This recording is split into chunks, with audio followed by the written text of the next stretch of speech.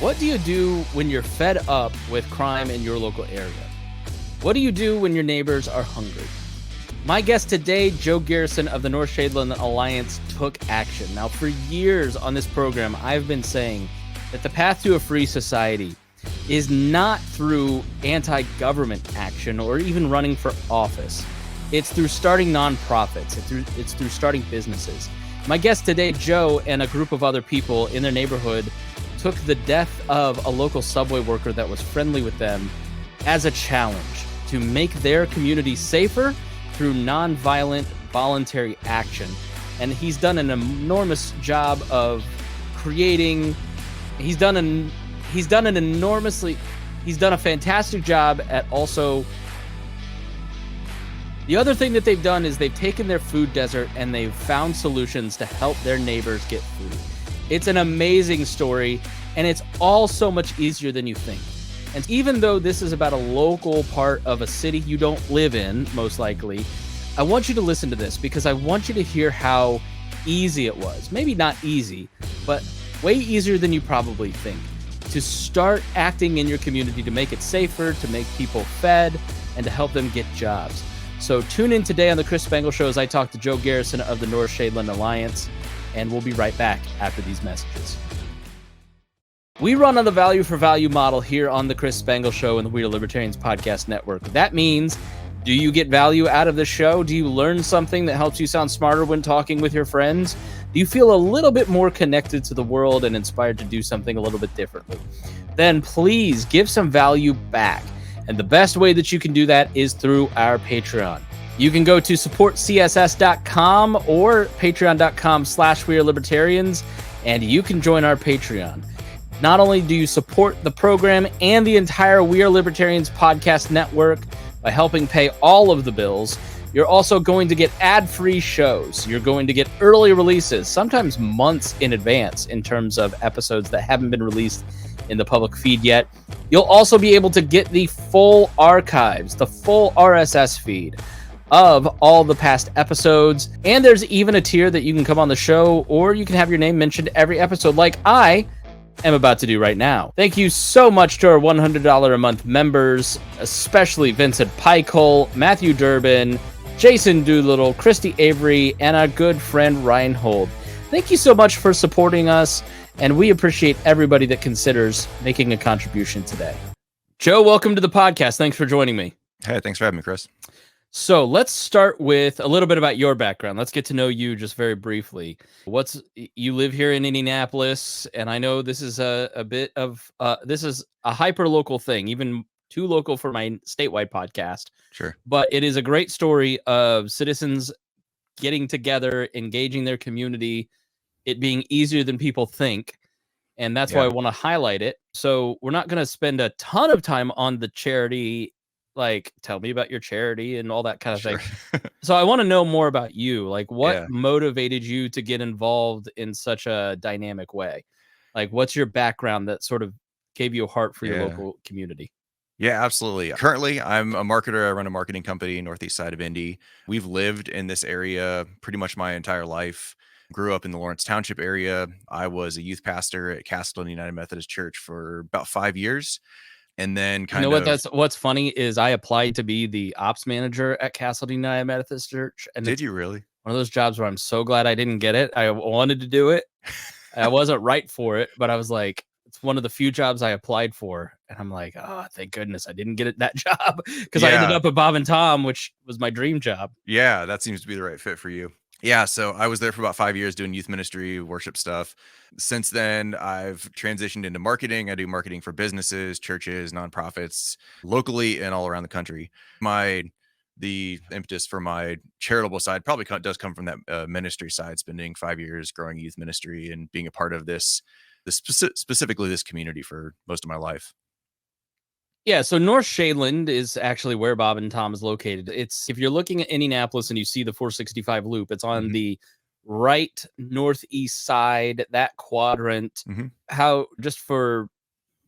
Give us a size and scope for people who aren't familiar with the area that your organization deals with in. Yeah, so we say Shadeland Avenue between 82nd Street and Fall Creek Road and the surrounding area. So So like a 5 square mile. Yeah, blurry edges, but it's Right. a couple miles really. And it's Radius. not it's weird because there are neighborhoods that are really affluent, and then there are neighborhoods that are really not affluent, and then there's Mhm. everything in between, including the Doolittle Studios here on the our podcast studios over there. Yeah. And Harry's bonus house is much different than the houses over in 56th Street. So it's a weird area. It's just like a blended. Yeah. You've got all kinds of poverty, but then you've also got lots of wealthy people. It's a weird part of town. Yeah, you can have anything from the neighborhoods that I live in because of the excessive home prices right now. You could call us in the 400s. We have closer to 1 million in some areas. And then at 75th and Shadeland, you have 1,500 apartment units. In that intersection alone, over 1,200 at Lake Castleton, several hundred at Bayview, several senior citizens places, low income senior citizen facility, a couple other apartment complexes. It really does end to end as far as demographics go, economically, racially, ethnically, all that kind of thing. Everything's here. Okay. Yeah. So my ex-wife lived in Lake Castleton, and Mhm. it was pretty rough in the mid 2000s, and it's just spiraled even worse. And it seems to be a hot spot of just I don't know what. It just seems. And so is that sort of the main part of, where one property owner has apartments and doesn't really look after it in the way that they need to, and then the police and the communities have to deal with it? Sure. That can be part of it. Obviously, we have 4 or 5 different apartment complexes in here. Lake Castleton's had the worst run of it this past several years. It's been quiet there for most of a year now, and we're hanging on to that as far as the homicides and stuff like that. But yeah, apartment complexes is one thing because it's hard to manage any of them. There's hundreds of units, thousands of people, and you can imagine how difficult that would be for anybody to manage. Lake Castleton has 1,264, I think, units. Even if only 2 people lived in each one, that's a lot of people plus a lot of guests in and out, a big footprint. It's just hard to manage for its size, I think, is the biggest problem over there. The other, because I'm trying to give people an idea of demographics Yeah. and place so they fully understand the story. But the other thing that's interesting about this little part of town, there's some chain restaurants, there's some Mhm. grocery stores, there's a few mom and pop places, there's all the way to rundown strip malls. So it's a Yeah. very diverse area in all demographics, ways, and forms. Mhm.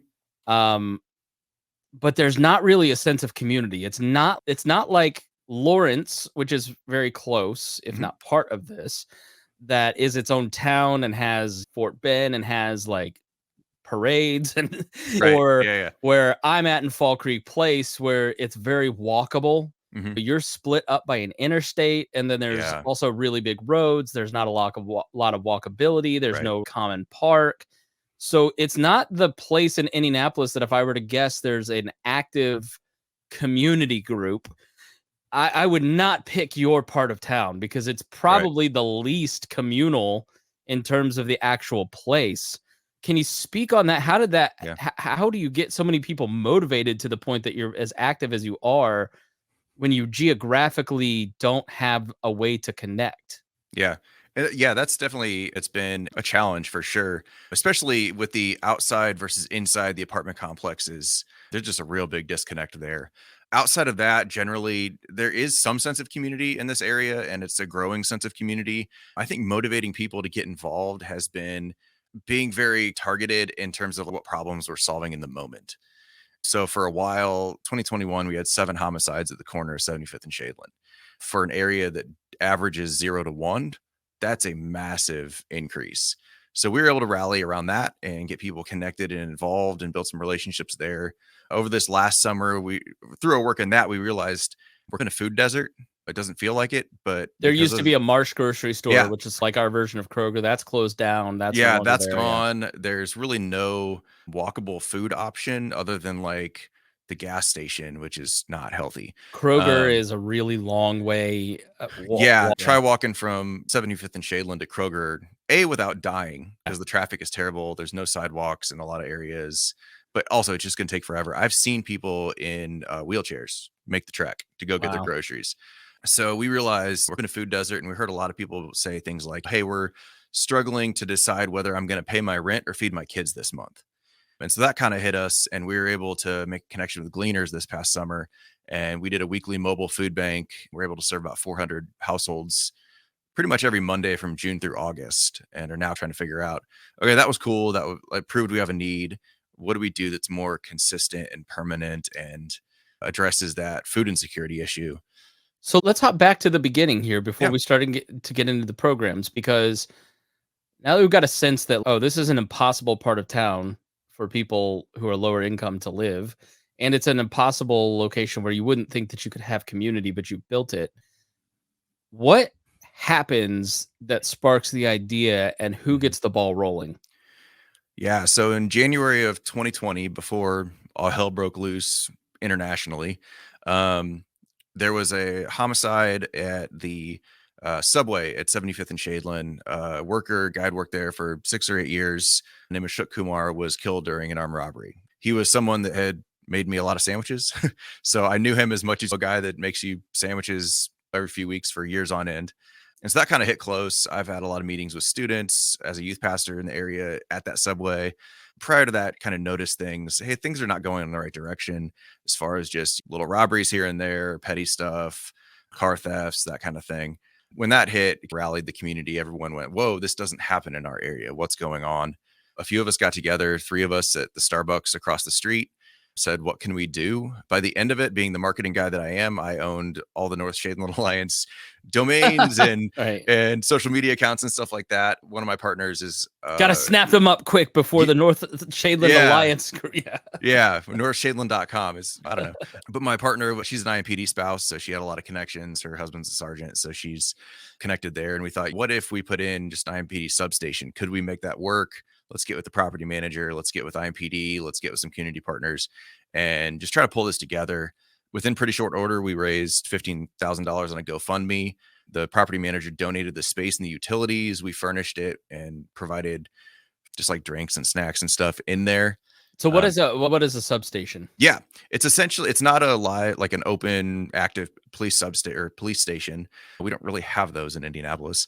It's basically a place for officers to go take a break, do paperwork, take a meeting, meet together. A lot of officers, especially female officers, don't love going to public restrooms and things like that. So we have a nice, quiet, safe place for them to stop, hit the restroom, And is take a it break. so at this particular location? So if you're right Yeah. there, just to give people a mental image that'll never drive through it, you've got where a grocery store was in Yeah. an L shape, and then you Mhm. got another piece of that, and then in front of that you have a bank and a Wendy's, Yeah. and across the street is the Subway and Yep. a strip mall of a few more Kaplinger's, one of the Yeah. best fish restaurants. Absolutely. Then across from that is a CVS, and then on Mhm. the other corner is the apartment complex. Yes.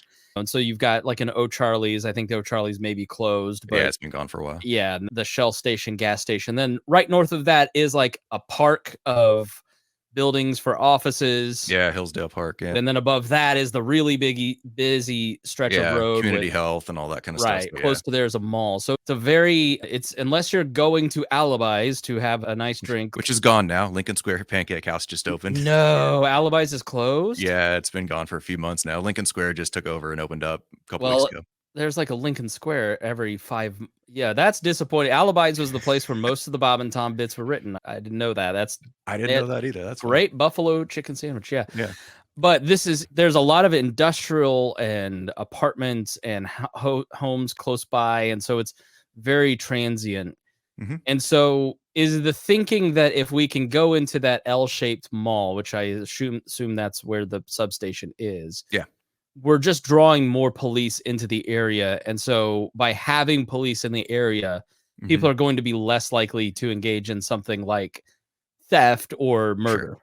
Yeah, that's the base of it. Police in the area, but are the possibility of police in the area. The substation is there. It's got the IMPD logo on it. It says police in lit letters. And at any given moment, you could have an officer coming by to have lunch or grab a snack on their way through the area. So it honestly, our kind of thing is you have to make that calculation of, is this worth it to do something stupid right now, knowing that at any moment a cop or 5 or 7, depending on the moment, can be rolling into there.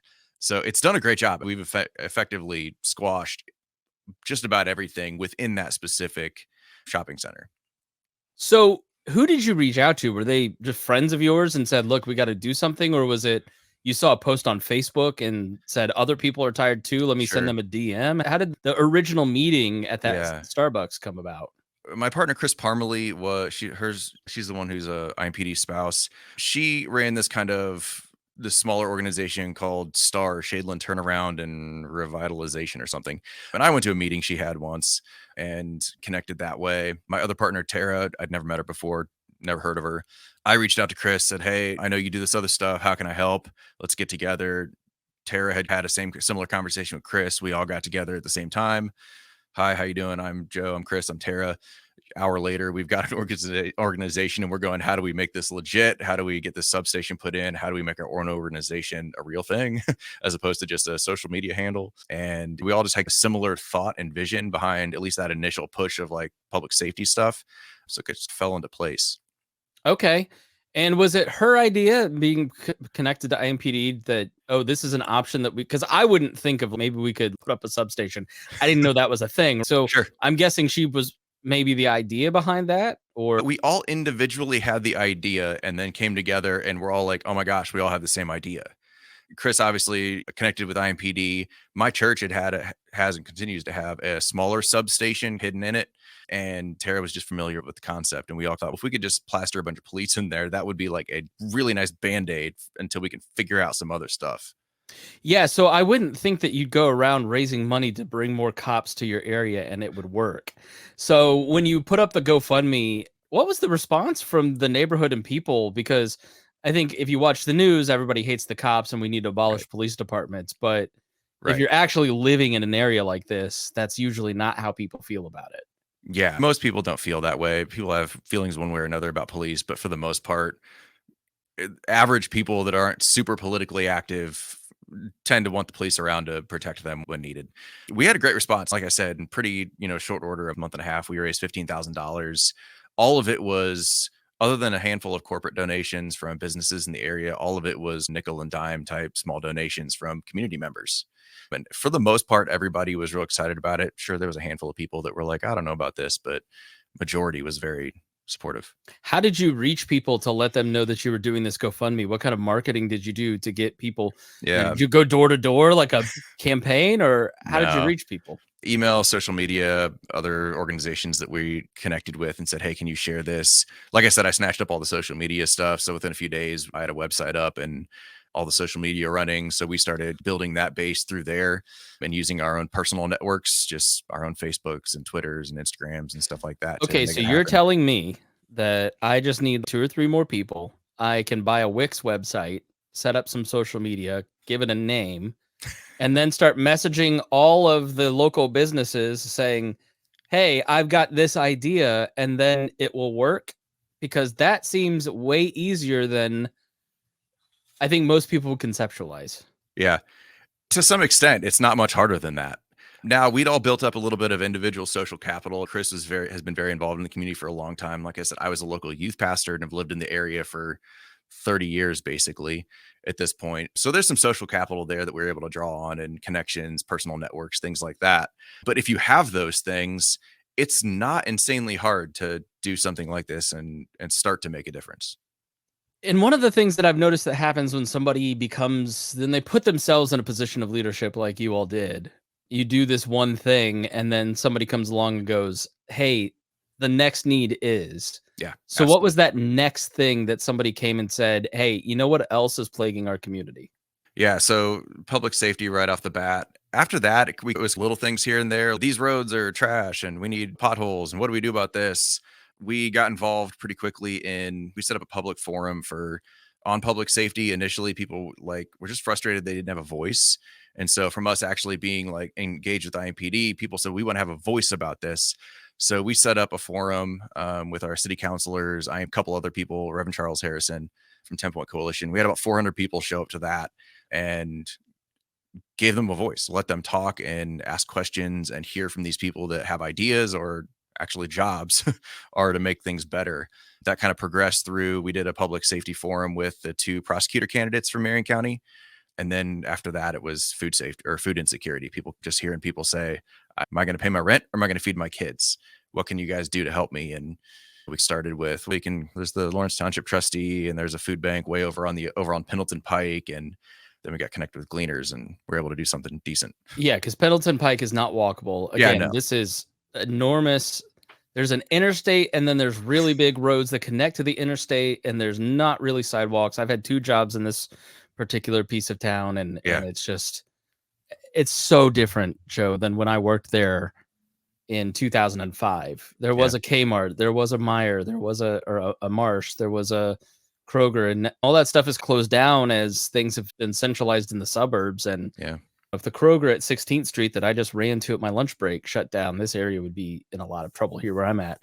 Yeah. So you as a group then reach out to the food bank and set up these things. And then what other needs popped up that you were able to organize and get going? Or is that kind of the long and short of it? Yeah, for the most part, it's the long and short. We try to do just community building things. Like we have a fall festival this weekend, things like that. We'll bring 500-600 people into that parking lot in front of the IMPD substation. And we try to do more things than just have fun there. So we have the typical fall fest. We got games and a live band and a bunch of stuff. We also have Domestic Violence Network and Jane Pauley Health Network and Lawrence Township Trustee and IMPDs there, different resources in the area that residents can come to and connect with. Because if you look in this area, there are no resources in this area. People go, oh, there's $400,000 homes 3 blocks away. They don't need anything. It turns out we need a lot of stuff, and we just get overlooked by, honestly, our city government. Just going, we have bigger fish to fry, and maybe that's true, but that doesn't negate the need that's here. So we try to find interesting ways to connect people with those kind of things where, hey, come out and have fun. Oh, by the way, here's Domestic Violence Network, because we know domestic violence is an issue in our community.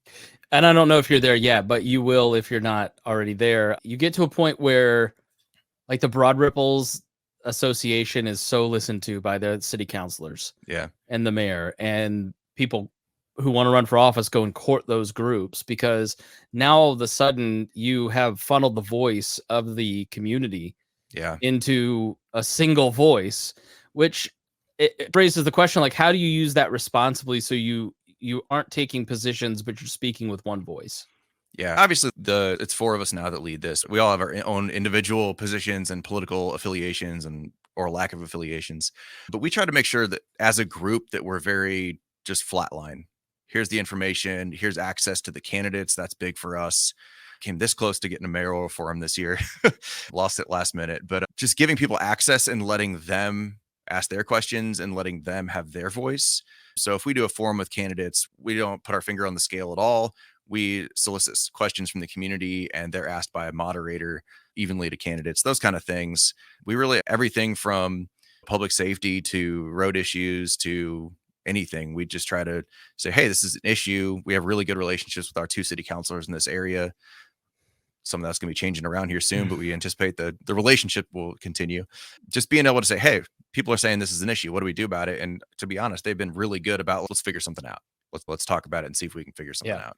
Generally, if you're just fair to people, then it doesn't matter what party you're in, as long as you're putting community interest first. At least here in Indianapolis, you occasionally get in Indiana, like the self motivated person who's just trying to get themselves, the ambitious person, I guess, is the word I'm looking. You get some partisan crazies here and there, but for the most part, people just want a safe community. They want food on the table. They want to feel good about where they live. And if you can help them do that, they don't care what your label is. Now, I'm a weirdo. I read 50 pages in the history of the Indiana Historical Society last night, and I was going through the founding of it. Yeah. So I'm up to the 1890s.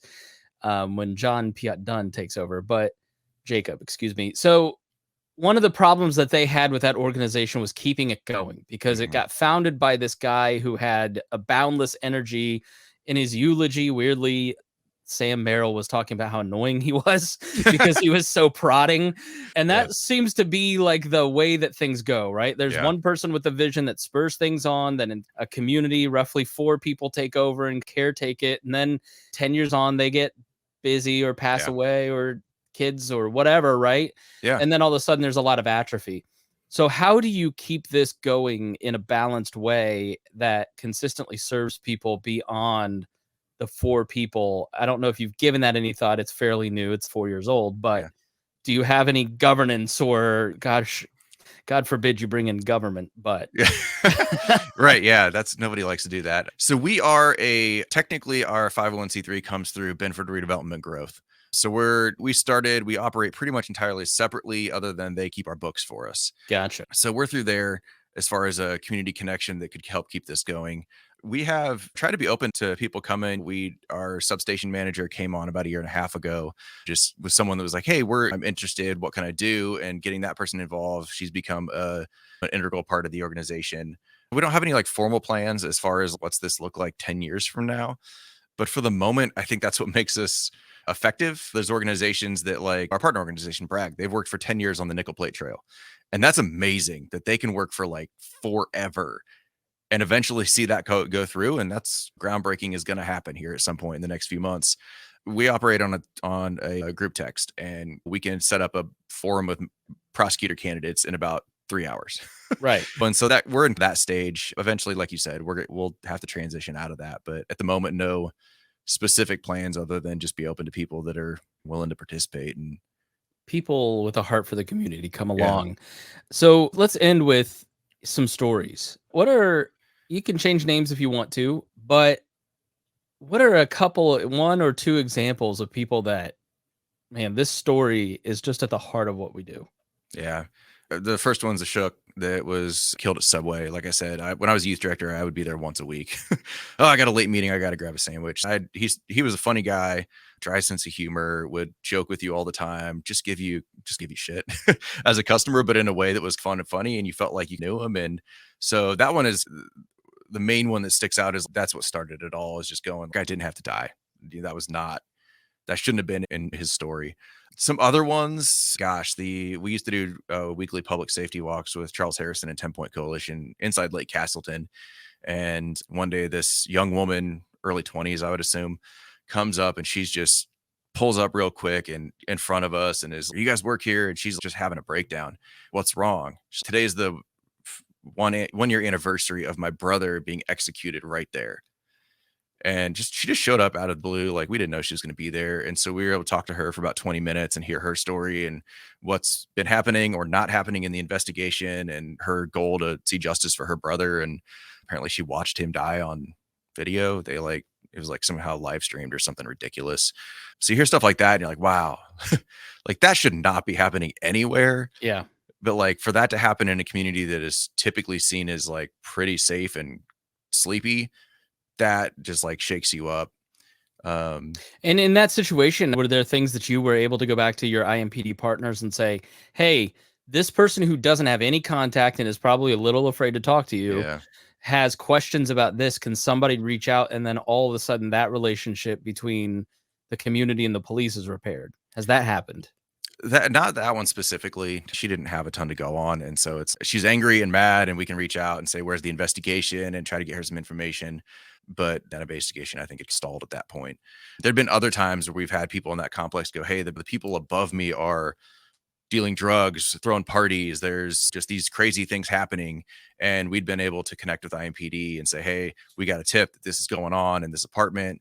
And over a short period of time, they're able to make some connections and get that taken care of, whether that's that person getting evicted or arrested or whatever that might look like.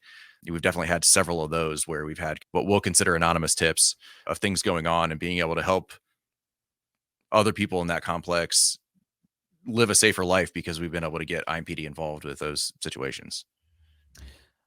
All right, shameless self-promotion time. Like, what else should people know that I would be too ignorant to ask? And where can people Yeah. find you and follow your work and support you if they want to? Yeah, we're northshadeland.com, at North Shadeland, just about everywhere. If anybody's listening that lives in this area, the hardest thing is just knowing exactly what to take on. We love to take on problems big and small, and we love partnering with anybody that'll do it. We've done it several times and we're ready to do it again. And if you have an idea, just don't be afraid to speak up. Tell somebody, and maybe we're the people that can help you overcome something or make the community a little better.